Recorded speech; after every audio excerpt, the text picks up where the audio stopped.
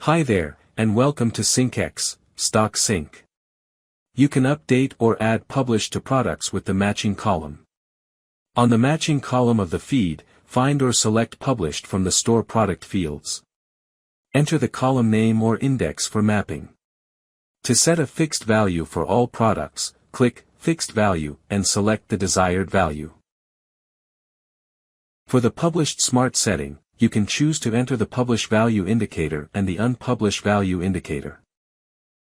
This feature allows you to specify your own indicator from the feed file. For example, your file could be using Show or Hide as the Publish indicator.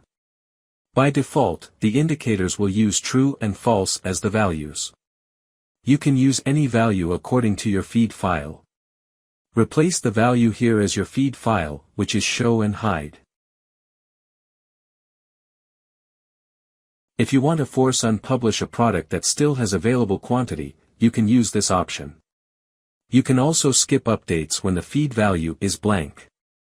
Note that a value of 0 is not considered blank. If you would like to set any of the sales channels to publish, you can choose them from the list. Once you are ready, click on Next and all changes will be saved.